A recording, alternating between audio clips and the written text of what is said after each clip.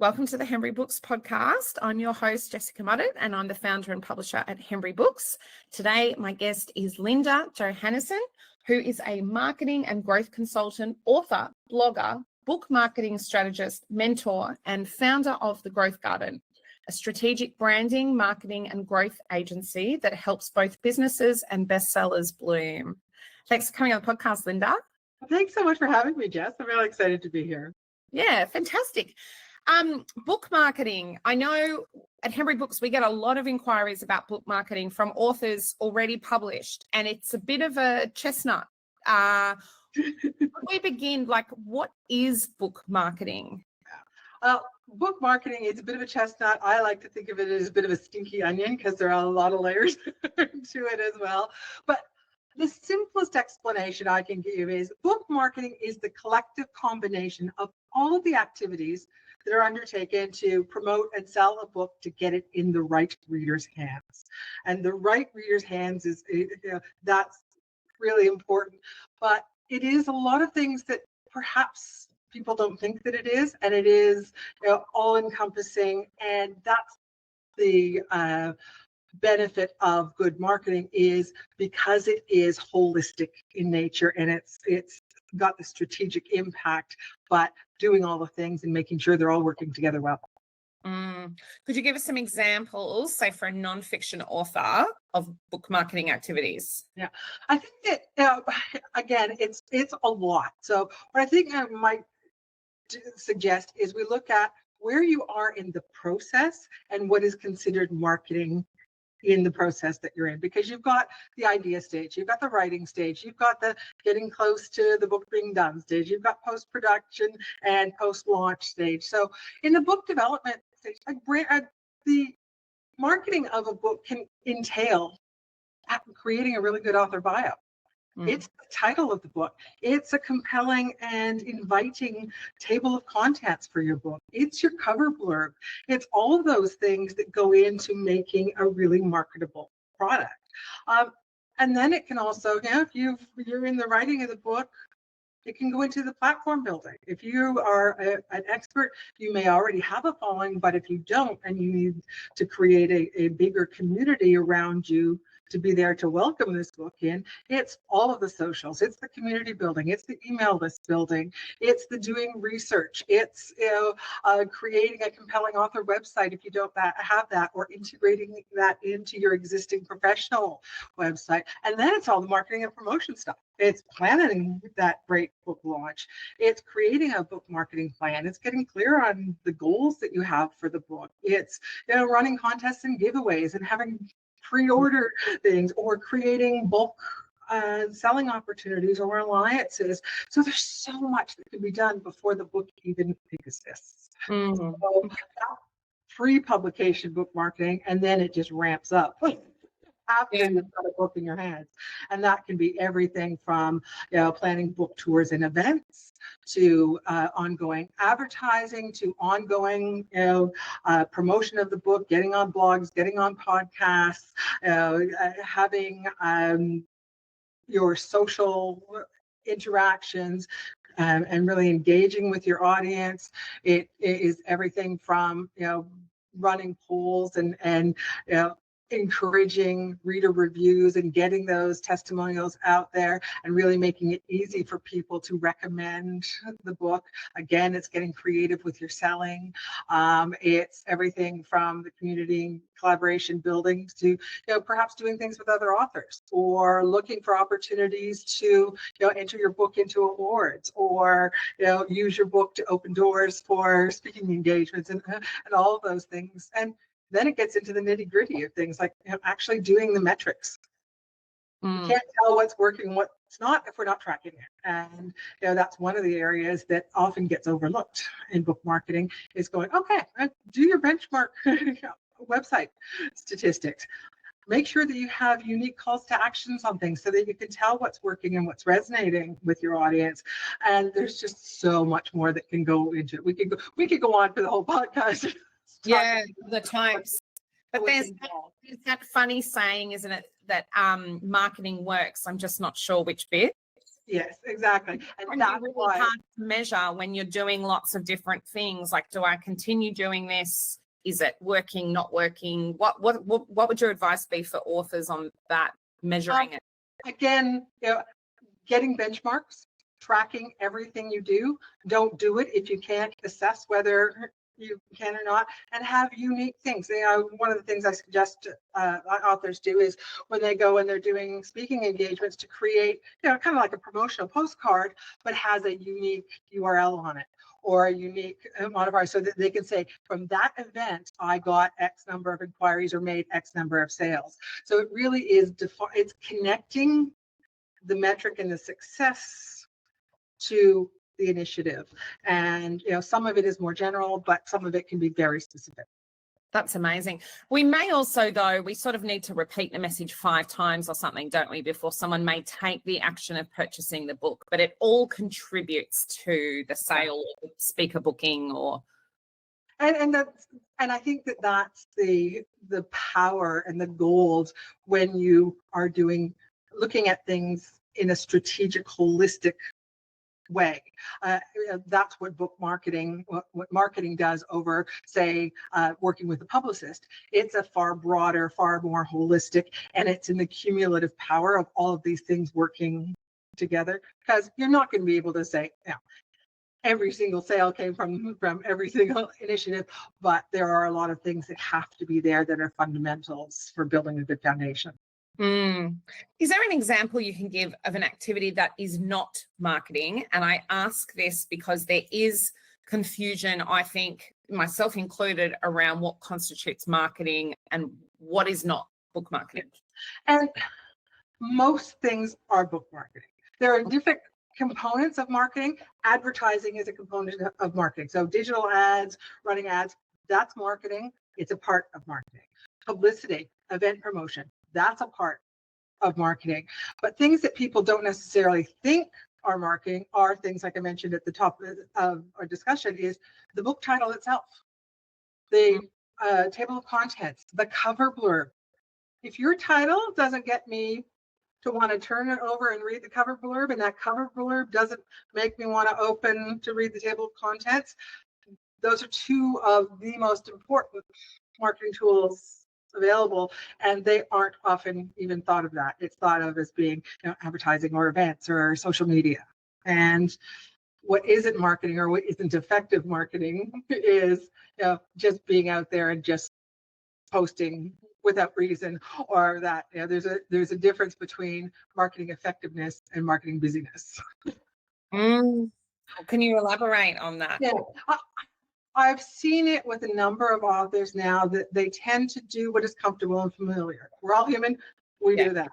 But rather than building an email list and really getting those contacts so that they can expand their own network, they spend time doing more social posts to that small audience that they've already got.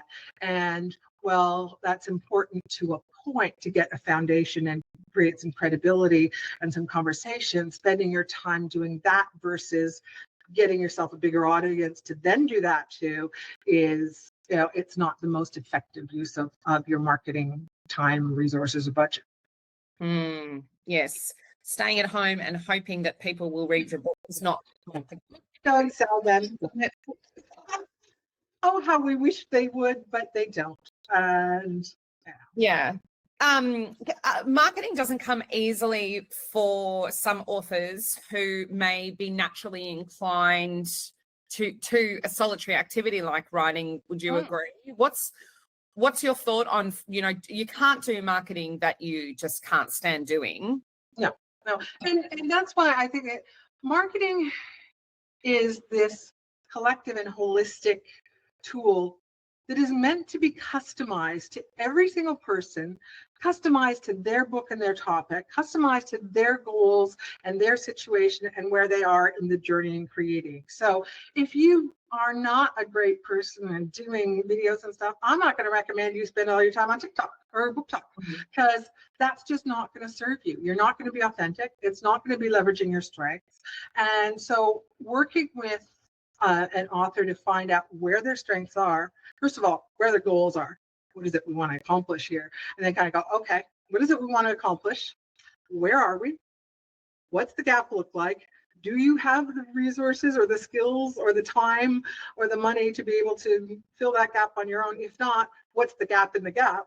And then saying, okay, well, you need somebody to help you do this, or you need a marketer to help you with this, or a publicist to do that, or an event planner to do that. Okay. What are the 5 W's of book marketing? I used to work in news distribution, so 5 W's were always important in our media releases. Really important. So really, the why, or let's start with the who. Who is also, now let's not start with the who. Let's go up to the what. What is book marketing? We've talked about that. It's everything that's required to get that book from idea through the process and into the reader's hand. And it includes everything from setting out a plan, accomplishing your goals, author profile, reader profiling. And that's something we really haven't touched on. It's really knowing who that book is for, and where they hang out, and what's best way to sell it to them. And where should you focus? Well, the quick answer is it depends. It depends on your goals. It depends on your strengths. It depends on your interests. It depends on what also could be bought. There are some things only the author can do that you can't hire somebody to do things for you. So it really is content is really important to have the author involved in. And when should you start? This is my favorite one to bang on about. If you've got an idea for a book, that's when you should start thinking about the marketing for that. Yeah. So many authors think that first you write the book and then you market it.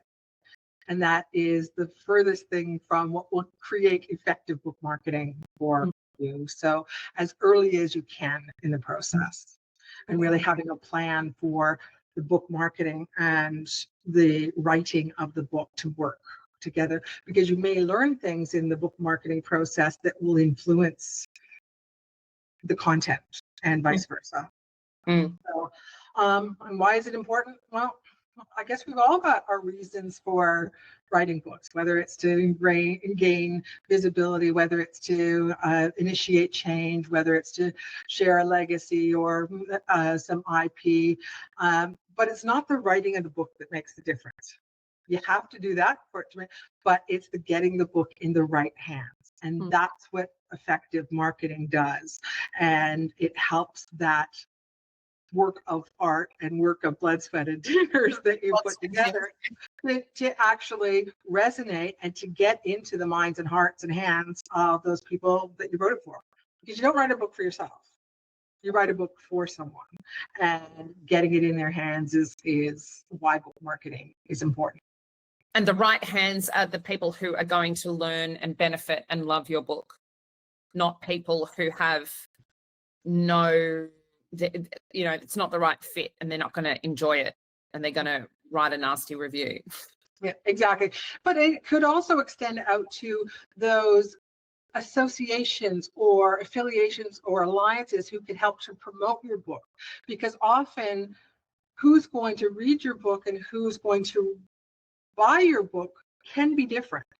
That I come from a professional consulting background, and spent a lot of years in the corporate marketing world, and professional associations would buy bulk orders of a number of emerging consultants' books, and they had specific needs that the reader wouldn't necessarily be aware of, but they had to be included in the process because they were such a big distribution system for bulk book sales. Wow. Okay. Who is responsible for book marketing? You are. Regardless of whether you go traditional publishing, hybrid, or self-publishing. I was just talking to an author this morning, and he said, yep, went traditional publishing, and I'm still responsible for 95% of my book marketing. So you're responsible for it doesn't necessarily mean you have to do it all. And it sounds rather self-serving because I am a strategic book marketer, but getting help from experts is money well spent because it expedites the process. It steers you away from things that don't necessarily work, and it increases the rigor of which things are delivered when you can't necessarily do it on your own. Most authors aren't marketers, and that's great because they're writing about things that are different. They have areas of expertise that are different, and we want those voices out of them. Yeah, I think the initiative of an author is just so critical to their success. And if you have a kind of distaste for marketing or a reluctance, you've really got to try and let that go, because it just won't serve you well. And it's so unfortunate. I see books that I know, I think they're wonderful books, but the author's simply not working hard enough. It could be shyness as well, but it's it's a tricky one, because it is. Your book exists, but you must let people know that it exists, and there's no one better to do it than you.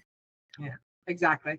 And that's where the power of a strategic marketer will help to maximize those areas that you're, and fill in the gaps for those areas where you're not, and help you to learn, because this should be a growth experience for you as well. And it's wonderful to see so many authors flourish with the right guidance. Yeah, I think a lot of people, myself included, are happy to be told what to do when we don't feel we know the best course of action. So being told what to do, okay, I shall go and do that, and I'll report back to you. That kind of accountability can be really helpful, I reckon. It can be also overwhelming. Like, where on earth do I start? Like, social media alone, there's like 5 platforms. Someone was saying to me yesterday, you should be on Blue Sky. It's really good for authors, but it's just a capacity issue. Like, how do you even decide where to begin? And I think, again, it comes back to, what are the goals of the book? And where are your strengths? What kind of time do you have? And that's why putting together an actual marketing plan for your activities is important, because going through a marketing plan looks at all the resources, looks at the goals, sets the key priorities, that these are the needs to do. These are the nice to do. And then if you get through the needs and the nices, then, go all in and try this to learn something. But it takes a somewhat overwhelming process and breaks it down into manageable chunks. Now, I've got a marketing plan that I've developed for one of my clients, and got goals, we've got tactics in it, and then I just broke it down into months. Okay, it's February. We're concentrating on these 5 things. And in March, that will change to these 4 things. And she can just look at that and go, okay, that's what's great. my focus this month? And it is so helpful. That is really good for avoiding overwhelm, and it gives variety. Exactly. And it ensures that everything is done in the right order and in a way that is helpful to the other tasks. And you can always check in at the end of that month, because we set monthly goals, and if things are falling behind, then you reassess and reevaluate. Do we need to change the following month's activities? Okay. And you have emphasized the importance of marketing needing to start at the time that you're planning your book. And I completely agree, because I think you have to know who your reader is, as you said, who you're helping. And then, often, like, is this for parents or not for parents, this book? Because if it is for parents, do you then go all in on the content, like if it's on a technology, and then adding that component, well, what if it's a non-parent, so... Yeah. And a perfect example of that was Kaz Cook's book series for kids. There's a perfect example of the book is read by one person, but purchased by another. And, it's meant for young girls, and, but it's the mother that's buying it, girl stuff. So it's for girls 13. It's the parent or the caring auntie or the older sibling that's buying it for that, but it's the girl who's devouring it. And the book and the marketing of the book have to reflect both those profiles. Does marketing need to be continuous, or can you do it when your book's released and then you're good to go? The minute you take your foot off the marketing accelerator, the unit sales start to drop. I was really happy with my own book. I published a work of fiction probably about a dozen years ago. And I was really happy that I achieved like 4 times what the average self-published fiction book did. And it's like, okay, well, that's just sailing, and I can focus on something at the minute I stopped pushing, the sales just started to dwindle. So it really is important to start early, create that kind of crescendo of climax around launch and the first 6 months, and then have your continuous activities. And that's why, like, the marketing activities change depending upon what stage you're in. But yes, if you're not marketing it, most books, just because there's so many out there, we live in such a noisy world that if you're not drawing attention to you, then people aren't beating down your door or ordering your books en masse. Occasionally they do, but yeah. The reality, isn't it? It's directly proportionate. What you put in is what you get out. You have to have a great book, that goes without saying. But it's what do you think about there's a saying that there's nothing like your second book to sell your first. So experience. Probably a lot of insight in that. Because you're a different person with your second book. You've taken those lessons on that you've learned as a first-time author. You understand the marketing, you understand the process, but having a book out there that you are better marketing, that is probably better written, that is benefiting from all of these learnings. So you come out with a better book with a more successful launch and more interest, and then you kind of say, okay, well, I've also got this other book, and it's like, oh, okay, well, if she's good here, well, she's probably good there, and I'll read both. And it's like when you think of the great rock bands, there are some one-hit wonders out there, but mostly, bands' first albums benefit from the second album, and the first and second benefit from the third. So that's all about being out there. Because fans, once you get a fan of an author, the fans want their entire catalog. Exactly. And that's what you need to create. Back in my early marketing days, there was a book out called Raving Fans. And it really is, that's what you want to create with your clients, customers, and that you want people that are just want to digest everything that you do, and they become your biggest ambassadors, and they do a lot of your marketing for you because they're so happy with your product. Yeah, that's easy for them. That is amazing. That is amazing. Well, marketing books.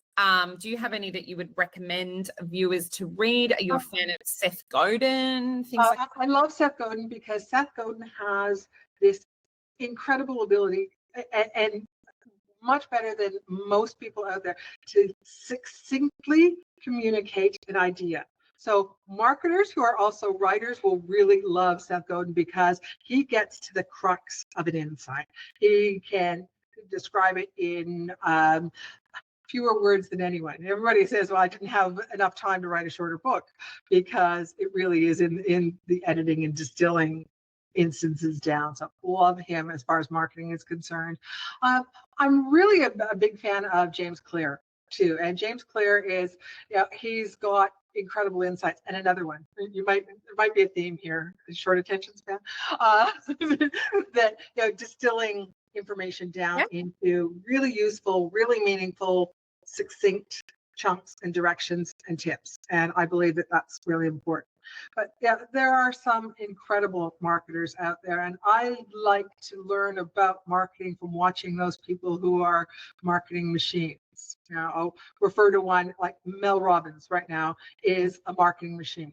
Taylor Swift, a marketing machine. So rather than learning the theoretics about marketing, watching those people who just own it. And they just have to produce one thing, and it's a bestseller, or it's made millions of dollars in sales, because they have built this incredible marketing engine over time. They understand fully who the client is. Yeah, I've read some stuff on Taylor Swift, the way that she cultivates fandom, and the it's reciprocal, and it's really cleverly designed, because it is designed, the impetus to buy the bracelets and to buy the vinyl and the re-releases and things like that. And she is very good to her fans, very, very good. And I think we probably need to say marketing at the end of the day is about author to readers. and the way that you treat your readers can set you up for success, can't it? Like thanking people if they write a review, gifting a paperback, calling people out and really thanking them. I think if you don't, the person is unlikely to do it again because they felt kind of ignored or taken for granted. And we live in such a disposable society that people aren't acknowledged, and people are, it's like, okay, yeah, next. Next generation. And it really is that. But if you stop and you authentically do this, because a lot of people try and use that, and you can just see right through it. But another person who I think is incredibly authentic and is one of my marketing heroes is Gary Vaynerchuk. He is straight talking, potty mouth, but the most insightful guy out there who's really trying to change the world through marketing efforts. And I think that these people stand out because they're different and they do that bit extra. They make a big deal out of things and they do it consistently. And that's another key. Yep. If you could give a first-time author a tip for making their book a success through marketing, what would it be? I think what I often share with clients off the bat is, you're going to do all this. You're going to invest in marketing. You've already invested in writing the book. Is don't build your marketing house on rented land. Let me explain what that means. Is don't put all of your marketing initiatives on Facebook or on the social channels. Have your own website. Build your own email list.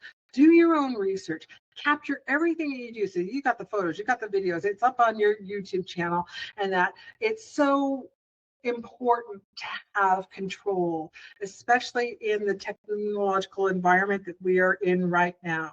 Zuckerberg can make a decision and a change tomorrow that could absolutely decimate hundreds of thousands of, if not millions of businesses. And so many people have so much invested in areas that they can't control. So sure, they're necessary evils, but the goal should be out on, do your Insta Reels, do your book talk, be on Facebook Lives and get content there, but drive traffic back to your home where you can control it, and you can build your email list and send out email newsletters. You can have conversations with people. You can interview clients. You can send them information on upcoming books. You can have that one-on-one conversation that you can't have otherwise. That's excellent advice. Own your marketing land. That's for sure. And an email list is going to be your best marketing tool. And that email list should be fully populated with potential readers. It should be fully populated with influencers in your industry. It should have media contacts. These are all people who could either buy or help you sell the book. And as many as you can get in that list, that will help you create success for your book more than anything. Okay. On that note, on my list of to-dos today is to send out the newsletter. May I ask if you would like to join the monthly newsletter? I would love to. Thank you. I'll add you. And I also, that would be my sub tip, is to ask people, because I think you should. I just think consent is necessary. It's legally required to market to people. And I'm one of those people who jump on bang. I get emails from people all the time that don't have unsubscribes. I've never given them permission and I just write them back and say, okay, I live in Australia. The laws in Australia are, you need my consent. You need me to have ticked a box or written to get it. But yes, definitely. It's respect, right? It is absolutely respect, not working on assumption. And I think that you just tarnish your brand so badly. You put all that effort into collecting and writing the newsletters, but then if you go about it in the wrong way, that person has a negative reaction when they see your name pop up. And you've just taken a potential client and turned them off forever. Yeah. Because it's like, if you're not going to show me respect, or you're not going to operate within the law, or you're just going to be spamming me. Slamming. Yeah. No, it's no good. It's no good. Linda, thank you so much for your time today. Where can if people would like to work with you on their book, where can people find out how to do that? Right. Well, people can go to my website, and it's growthgarden.au. I'm one of the first people in Australia who got the .au. No .com. No, not .com, just growthgarden.au. You know, Americans take great pride in their .com because that's where it came from. And I am very patriotic in the countries that I am a citizen of, which is Canada and Australia, and really want to support the growing business trend that is there. So growthgarden.au, and there's a book marketing service. Because Growth Garden is a broad service base.